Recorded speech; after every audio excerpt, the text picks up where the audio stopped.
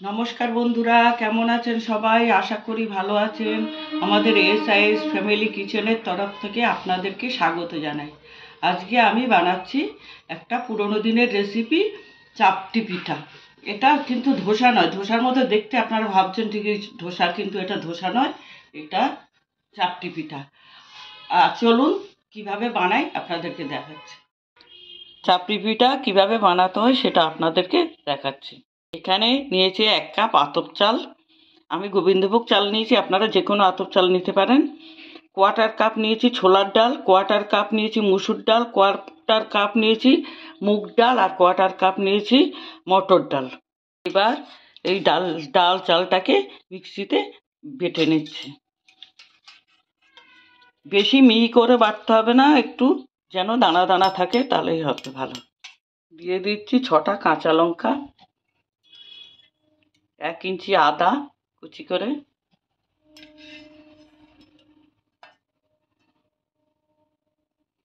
আর দিচ্ছি 6 কোয়া রসুন। ব্যাটারটাকে বেশি মিহি করার প্রয়োজন নেই, ধোসার ব্যাটারের মতো। আর এটা একটু ঝালঝালি হয়, আর রেখে দেওয়ারও প্রয়োজন হয় না। শুধু আমি এই রাত্রিবেলা ভিজিয়ে রেখেছিলাম, আর এখন সকালবেলা বানাচ্ছি। এর মধ্যে দিচ্ছি 1 চামচ হলুদের গুঁড়ো, 1 চামচ লঙ্কার গুঁড়ো, 1 চামচ দিচ্ছি নুন, দিচ্ছি 1 মুঠো ধনে পাতা। ব্যাটারটাকে ভালো করে মিশিয়ে নিচ্ছি, বেশি পাতলা করব না। ব্যাটারটা বেশি পাতলা হবে না, এরকম ঘনত্ব থাকবে, তাহলে ভালো মুচমুচে হবে। ফ্রাই প্যানে একটু তেল দিয়ে ব্রাশ করে নিচ্ছি।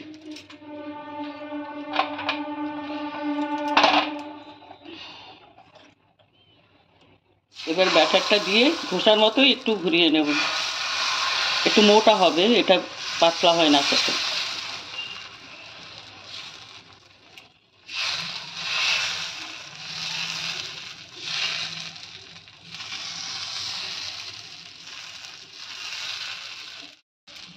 মোটা হয় কিন্তু মুচমুচে হয়। দেখুন কত সহজে উঠে যাচ্ছে।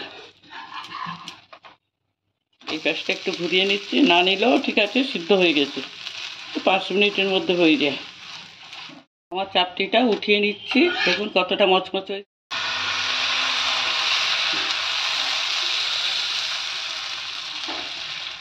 ধোসার মতোই ছড়িয়ে দিতে হবে, কিন্তু একটু মোটা রাখবেন।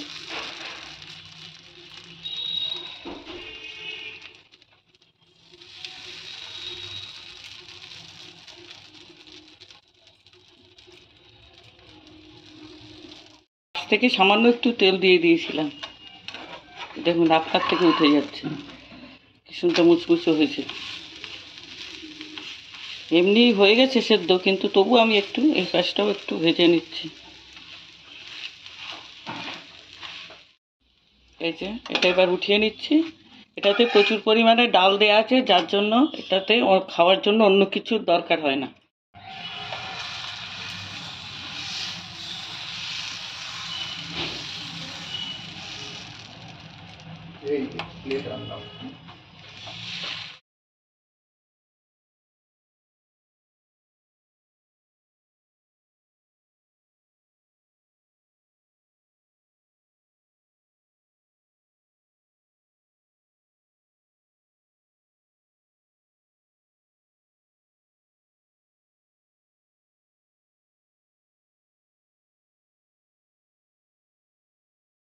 হাঁসির মধ্যে রেখেছি, তাহলে আর ঘাম হয়ে ভিজে যাবে না। প্রচুর পরিমাণে ডাল দেওয়া আছে বলে এটা খাওয়ার জন্য অন্য কোনো কিছুর প্রয়োজন হয় না। ধনেপাতার চাটনি আর টমেটো সস দিয়ে সার্ভ করে দিলাম।